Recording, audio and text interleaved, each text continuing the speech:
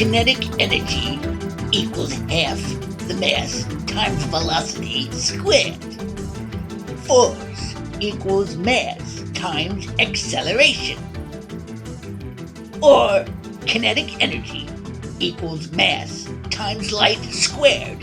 Just doesn't compare to wins above replacement, slugging contact, batting average of balls in play, let alone on-base percentage or earned run average.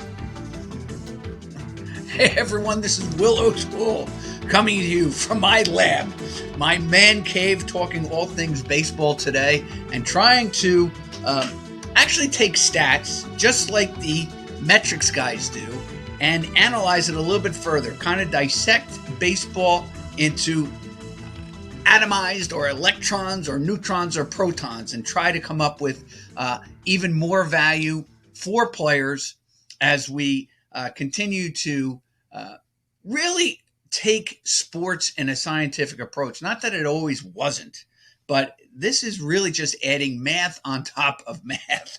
In a way, math on steroids. But I'd like to give you a couple of examples today.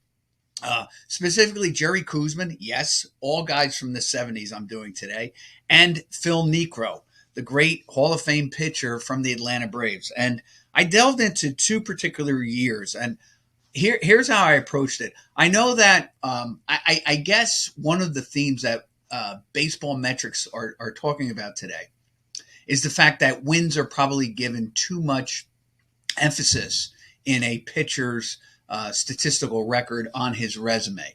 I kind of disagree. And I've talked about that before in past episodes of Park Ridge Sports History. And the reason I believe this, there's a reason why Tom Seaver won 300 games, or Bob Gibson won 250 plus, or Cy Young won 511. Well, that's a different story unto itself, probably. There's a reason why Warren Spahn won so many games, 400 plus, and why Roger Clemens nearly came close to winning 400 games. And Steve Carlton, another 300-game winner.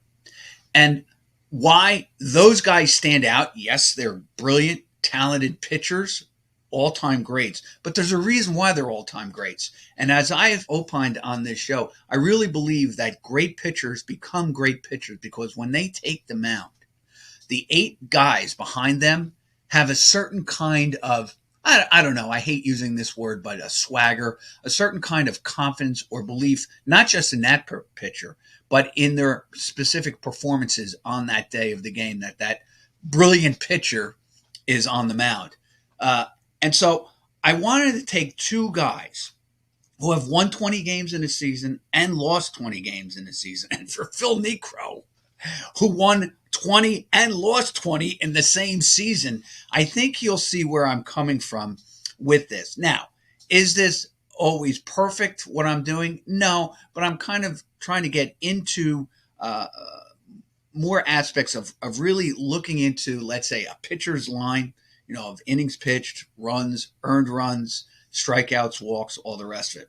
Probably nothing groundbreaking I'm going to give you, but hopefully, maybe, more than likely, actually, I have more of an appreciation for Phil Niekro today than I ever did after just doing 2 years of his career, 1976 and 1979. And of course, I've been probably on the bandwagon for a guy like Jerry Koosman because he has a high WAR, wins above replacement. It's still something that I don't fully understand. I'm not the smartest guy in the bullpen, as they say. I'm no Einstein when it comes to lots of things about sports. There's no such thing as an expert. I guess that's the only expert thing I can tell you. There's no such thing as a sports expert. But nonetheless, I look at Koosman and I say, wow, the guy won 20 games, lost 20 games in back-to-back years. Phil Niekro won multiple 20-game seasons, also won 20 games in a year he lost 20, and also lost 20 in 1976 out of 36 decisions. And so I just took those 4 years and just did some statistical breakdown of them. As I said, nothing serious, nothing mind-boggling, nothing where it's E equals MC squared, and I'm developing a whole new theory on teaching pitching stats and metrics and all the rest of it. But as I said, just to give a better appreciation. Now, just a little background. Jerry Koosman, as I have stated before, he was with a pitching staff of Seaver, Koosman, and Matlack in the 70s. They do go on and they win a pennant in 1973, even though Seaver was and George Stone, I believe, were the only two pitchers on that 73 Mets with a winning record. Both Matlack and Koosman were one game below, but they still won 14 games each that year. Got the Mets 82 and 79 into the playoffs. Got the Mets to beat the Reds in 5 games. Got the Mets to a 7th game series with the Oakland A's, a team again that I have discussed, stating that really they're an overlooked dynasty. And the reason being, I think they're an overlooked dynasty. Yeah, they did have a couple of Hall of Famers on that team in Fingers, Jackson, and Hunter. They didn't win 100 games in any of the years that they won their 3 world championships. In fact, the year that they did win 100 games, they got swept by the Orioles in 1971. However, unlike the Orioles, the Oakland A's went on to win 3 consecutive World Series, something that the Orioles, who I loved Earl Weaver. Well, I shouldn't say I love the Orioles. I was a Reds fan, so they were kind of hated, but I learned to appreciate. As you get older, you learn to appreciate. And it's funny how when I was a kid, I'd be rooting for a certain team because I didn't like the other team or I didn't like that guy. And as you get older, you say, if that game or if that series or if that manager or coach were in the game today, I'd probably be rooting for him. It's amazing how you kind of change stances over the year as you grow older and probably learn to appreciate people with all of their foibles, with all of their flaws, with all of their sins, and you learn to appreciate them that much more. But anyway, let's get back to Koosman. Koosman wins 20 games in 1976, has an unbelievable season. And in fact, let me just say this. Koosman finished with a WAR of 57. And it's higher, ready for this, and this is why I'm on to this. Koosman has a 57 WAR, and if you look, Baseball Reference actually has for pitchers 2 different WARs. And I think the first WAR includes their hitting stats. Their second one, if you look at a list, and I'm going to a site on Baseball Reference called The Leaders All-Time of Pitchers in WAR. And actually, Jerry Koosman pitched 19 years in the major leagues. Man, can't believe that. He had a 57 WAR, which is higher than Mariano Rivera. All right, different guys, different times. It's higher than Red Ruffin, Wade Hoyt, Whitey Ford, Al Spalding, Sandy Koufax. We'll get into that in a second. And Early Wynn. Now, what are those? All those pitchers share in common? They're all Hall of Famers from different times. Some were contemporary or close to contemporary, like a Sandy Koufax. Koufax probably has a low WAR in relationship to Koosman because he didn't pitch as many years, only 12 years. Remember, he had to retire because of the arthritic elbow. But those 5-6 years, he was simply the most brilliant pitcher in all of Major League Baseball. Just unbelievable. Yes, I know the metrics will say that the Dodgers, and it's proven statistically, played in a pitcher-friendly ballpark and all the rest of it. Nevertheless, there are other, now I'm going off on a tangent and I don't really care. The same ones who are always looking, and you should look at it in context. The same guys are saying, well, Koufax or Drysdale benefited from playing in Dodger Stadium with it was a pitcher's ballpark and stuff. Well, there are 8 other pitchers or 10 other pitchers on the Dodger staff who obviously either didn't take advantage of it or just weren't good in the ballpark. These guys just knew how to use the ballpark, I guess. Bravo to them. Why should that be almost like a negative? It's like saying a ball player like Mel Ott, who hit so many home runs in a very small right field or a short right field porch in the Polo Grounds, and people always seem to remark about that. And yet, hey, he hit a ton of home runs in his career. And he only played half of the season yes, I get it. You're playing half. You get acclimated to that ballpark and stuff. Still got to hit the ball out. And there's 24 other guys on the team who didn't do what Mel Ott did or what Babe Ruth did. Unless you're Lou Gehrig. That's a different story. Anyway, getting back to Koosman. Koosman is a pretty good pitcher. Finished second in the Rookie of the Year in 1968 to Johnny Bench. Makes 2 All-Star games, 68 and 69. Finished actually in the MVP top 25 3 times. Now, he doesn't make another All-Star game after 69.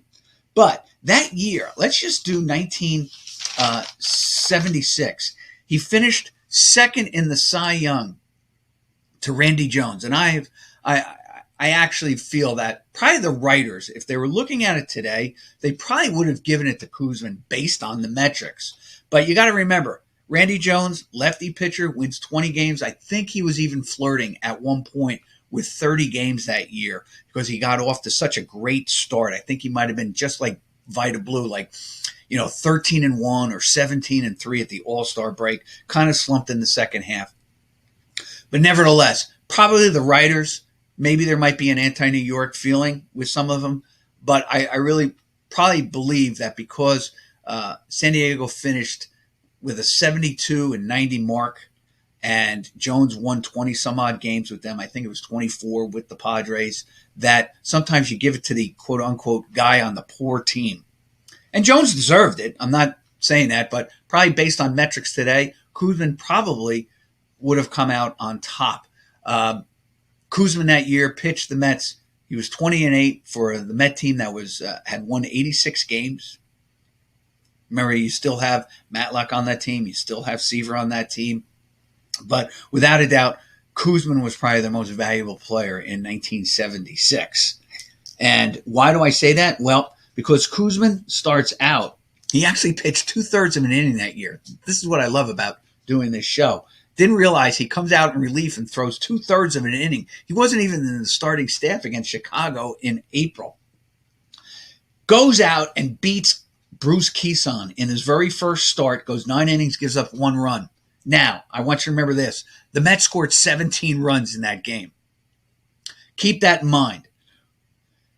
Loses his next start, loses 3-1, and then goes off and wins 5 straight. He's 6-1. Then loses 5 straight. He's 6-6. And then finishes the season 21-10. So he really finished 15-4 the rest of the year.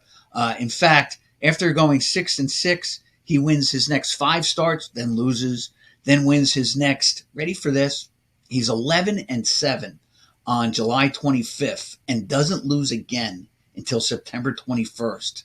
So he won his 20th game in St. Louis, or against St. Louis, and Pete Falcone, a future Met, on September 16th. Kind of struggles in his last few games. He loses to Don Sutton on 8/27. So he basically goes, he's 6-6 on June 21st, loses to Lynn McLaughlin, then proceeds to win his next 5, loses 11-7, so he's 11-7, then wins his next 4 straight, and actually he's 11-7 and goes all the way to 20-8. So he won 9 of his next 10. Okay, I'm sorry, I forgot about the loss to Sutton.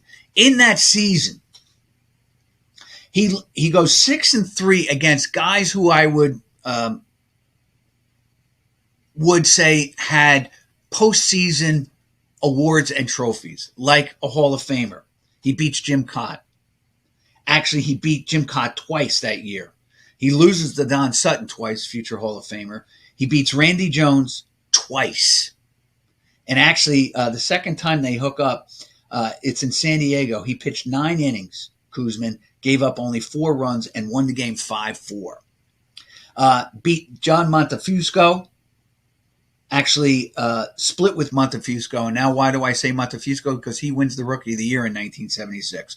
Make a long story short, he goes 6-3 against postseason brass. Guys who won trophies, Hall of Fame, plaques, etc. Against winning teams, he's 7-6. Or with a winning percentage, he goes 7-6. And he's overall, so he's 13-9.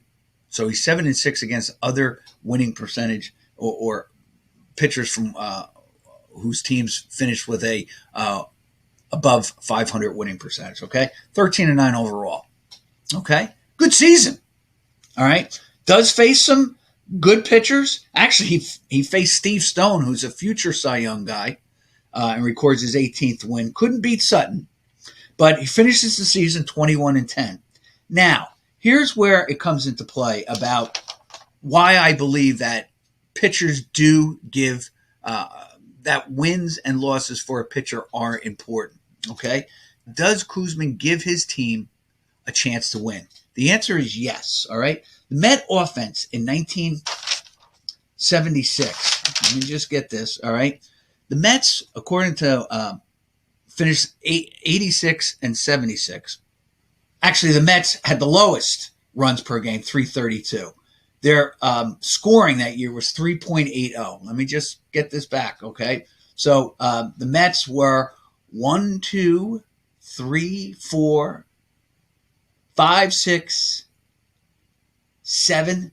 They were 8th in scoring, 1st in pitching, okay? With Koosman on the mound, the Mets scored in 1976. The Mets scored 125 runs, all right, which equated to a 4.03 runs per game. So they scored more runs for Koosman in his 28 decisions than they did probably on average for the others. So it was above their 3.80. However, they only surrendered 2.61 runs per game with Koosman on the mound. Now, why do I talk about that April game with the Pirates? If you eliminated the Mets' best and Koosman's best, their best offensive production was a 17-1 win. And, of course, Koosman spun a few shutouts, so I eliminated one shutout. All right?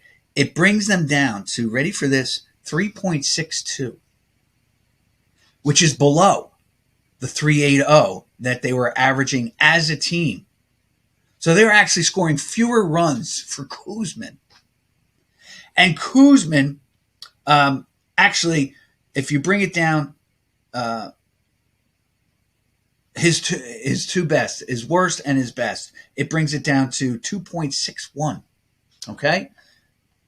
Koosman would go out on the mound and give the Mets basically a shot to win almost every game, which you cannot say for other pitchers. Now, Koosman that year, all right, could have been, because then I started figuring in some numbers, and I said, suppose the Mets just scored 3.80, just what they would normally score per game. All right, Koosman could have been 25-6 that year. The worst he could have been, and that is this: if Koosman surrendered, let's say 3.32, he could have been 14-17. So Koosman really was a 6 to 7 game difference, you could argue, for the Mets that year. And what was the Mets with 6 or 7 games? It's the difference between going 80-82 and 86-76. All right. Koosman's WAR that year, interestingly enough, it's one of his highest, if not the highest. Koosman was second on the team. He had a 5 WAR or 5 wins above replacement. And I just showed you basically how theoretically that could have occurred. Now, let's fast forward to 1977. Now you're coming in. Lots of problems with the Mets. They never really got off to a good start. People don't realize this. They were in the throes of trading or in controversy with Tom, the franchise receiver. They eventually deal him on the deadline, June 15th it used to be, to the Reds. They get Pat Zachary. They get Doug Flynn. They get Steve Henderson and a couple other pitchers or a couple other players who were minor league. Henderson went back and forth between the majors and the minors. Had a solid career. Nothing great.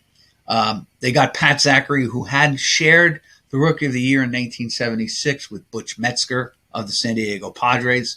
So the Mets, you could actually argue, tried to make the best of a terrible scenario.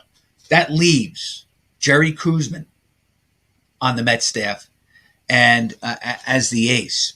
And he starts out by going winning 4 of his first 10. So he's 4-6, losing to Jack Billingham in Cincinnati by June 8th. All right. That year, just to give you an idea, theoretically, he goes 8-20. He theoretically, had he gotten a little bit more run producing by the Mets, could have gone 13-15.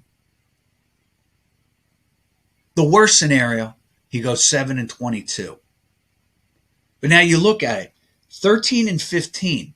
That's a 5-game difference. Actually, it's 10 when you think about it, because it's 5 wins and 5 fewer losses. So it's kind of like a turn of 10. But nonetheless, you're talking about a team that maybe won 66 games. Now they're winning maybe 71 and going 71-91, which sounds and it is.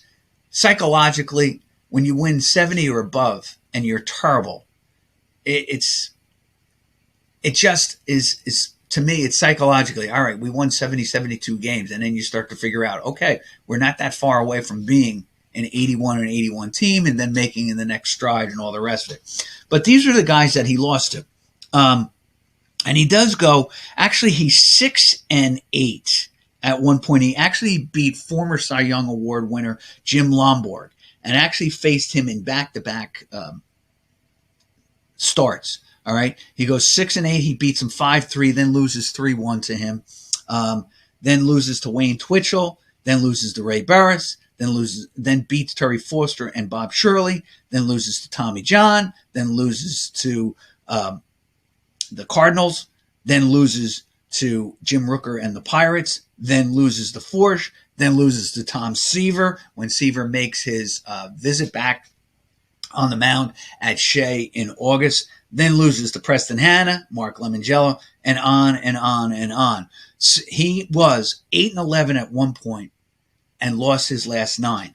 In those 9, the Mets scored 2-2-2-0, 1-3-2-3-0. Had they, in those last 9, just averaged, I'm just going to tell you what the Mets averaged that year. Had they just been able to manage either an average from the league of 4.4, or had they averaged 3.62 runs per game in those last 9, they could have won 1, 2,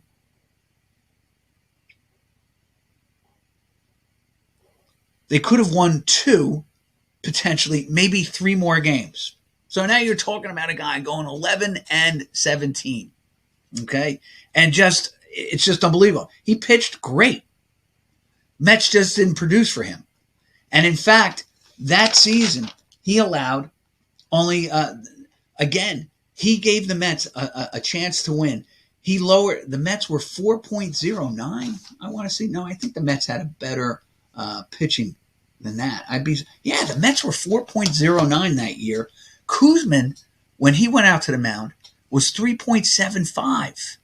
And if you take a look at it, in 3.75, okay, had the Mets, and actually, ready for this? I'm going to even go back to this. He lost to Bob Forsch 4-1. I'm going to go back. He lost 3-2, 3-1. Obviously, if the Mets had just scored, so he held them, those are 2 potential wins. These are all ifs. I understand that. 4-3 he lost. That could have been 3 wins. He lost 3-1. He lost 3-2. He lost 2-0. He lost 4-3. 7 potential. If you reversed it, he could have been 15-13. Okay? As it is, I gave him, let's say, an if of 13-15. Point being, first year, Mets went out, didn't give him any run support, and yet he found a way to win. Second year, Mets couldn't give him any run support, and they couldn't find a way to win for him, even though he pitched under the radar in terms of runs per game for the Mets. He gave the Mets an opportunity to win. It's a sign of a great pitcher. And that's all you're looking for. Yes, I guess you could argue that wins and losses are kind of like, probability and all the rest of it. But I really believe, hey, listen, had the Mets just performed even just 20% higher, he might have gotten 15 wins. All right, let's build on this because this is fun. And I apologize if I was, you put the numbers down, and you figure you have them the right way. And then it's like, oh boy, you're all over the place. First, I actually had to do this kind of show twice because, and I hope I don't do this now. I'm going to get to Phil Niekro. Phil Niekro is the 11th highest WAR guy, according to Baseball Reference. He's number 11. He had 95 plus WAR. In fact, ready for this? Just want to go back. It's amazing. He threw for 5,000 innings. Maybe I should just spend some time just talking about this and just saying, wow, the problem with Phil, he was a 97 WAR. All right. He's didn't reach the top 10. All right. Because the top 10 all have 100 or above. All right. Starting with Christy Matheson, Randy Johnson, Gary Maddox, Tom Seaver, Lefty Grove, Grover Alexander, Kid Nichols, Roger Clemens, Walter Johnson, and Cy Young. All of them, with the exception of Roger Clemens, are in the Hall of Fame. All of them pitched 15 or more years. Many of them, Randy Johnson, Greg Maddox, Seaver, Alexander, Clemens, and Young, and Walter Johnson all pitched 20 plus years. All right. Then you get Phil Niekro. Well, Phil Niekro, Hall of Famer, pitched 24 years, threw for 5,404 innings, which puts him, ready for this,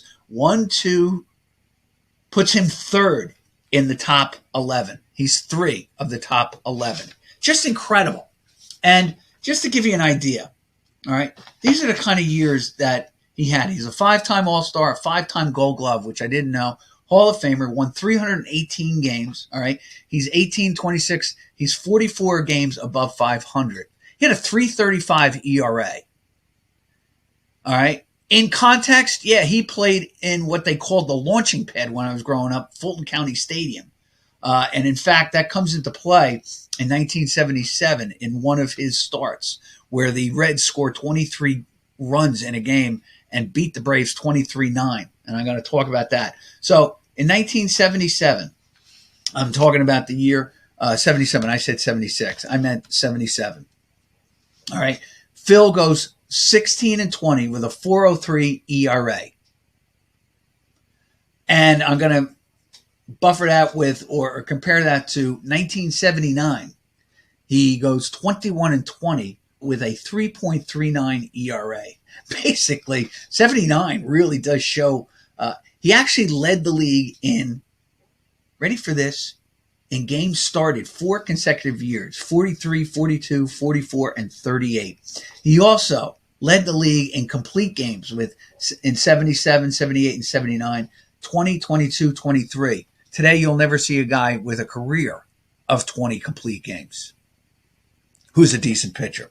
Okay, the game has just totally changed. Not only that, but in these 4 years, from 77 to 1980, Phil came in and saved 2 games and threw, ready for this, with this knuckleball, he had 10 shutouts over those 4 years. Not bad. All right, let's take a look at 1977. Phil starts out by losing the first 7 games of the season, and among them being the 23-9 loss to Billingham. Without a doubt, his worst start of the year. Pitched 2/3 of an inning, gave up 6 earned runs. Finally gets on the board, wins his next 2. Actually wins 4 of his next 5. He's 4-8, then goes 4-9, then wins 4 in a row. He's at 8-9, and can never get to that 500 record. All right, so he's 8-9, goes back and forth, back and forth, back and forth. In August, he is 11-15 after losing to Doug Rao. Then he does win 5. He goes 5-5. He wins 5 of his last 10 starts, but he beats Steve Rogers, loses to Carlton, loses to Sutton, beats Andujar, and in back-to-back games loses to Tom Seaver. Well, I shouldn't say back-to-back. In back-to-back starts, who loses to Tom Seaver, who won 21 games that year, threw a no-hitter. That was the year that he was traded from the Mets to the Reds. All right. So in that last few, he faced 4 in those last 10 starts. that he got a decision. He faced 4 future Hall of Famers. All right. Seaver with 300 wins, Carlton with 300 wins, Sutton, I think, with 300 wins. All right. It's 1,200 wins. That year, 1977, ready for this, even with the 23 runs that they scored against the Braves, when he went to the mound, the Braves surrendered 169 runs. They only scored 133. All right. What does that mean? Well, here's what it means. It means, ready for this, the Braves in 1977 averaged 4.19 runs per game. It was 21 points below the major league average. The Braves allowed a league-leading 5.52 runs per game, which was 12% higher, 112 points higher, 25% higher than the major league average, of course, of 4.40. Their defense surrendered 4.69 runs per game in games that Phil started, which, even though it's over the major league average, ready for this, was 83 points below what the other Braves pitchers did when they went out onto the mound. The offense scored only 133 runs. And for Phil, that led to a 3.69 runs per game he was given to work with, even though he was holding the other team, the opponent, to basically 1 run fewer every time he went to the mound. All right. And obviously the Braves were 4.19. They only scored 3.69. Yet, in 77, he was able to go 16-20. And I was figuring out, had you allowed Phil Niekro, had they just scored, let's say, 4.19, Phil would have gone 21-15. And in games where, and ready for this, Phil Niekro in 1977, all right, even though the team didn't score anything for him, ready for this, Niekro had 10 games that if the Braves had scored 4.37 runs in the game, all right, Phil would have gone 7-3. Niekro was 16-3 in games even when he allowed 4.37. Okay, make a long story longer. Here's the deal. Phil allowed the Braves allowed 4.69. In the games that Phil had allowed 5 or fewer runs, they could have gone 10-3. Had they just scored their normal number of runs. All right. Now you're talking about a guy going, instead of 16-20, potentially, you're talking about a guy who could have gone 23-17 or 23-14. Okay. Not bad. Now, again, I think I might have confused you, but let's just put it this way. Let's go to 1979, my last 3 or 4 minutes of the show. And I appreciate you following along with this. And I think you're starting to understand that a pitcher, when he has the team performing behind him, this is what they do. They give their team a chance to win.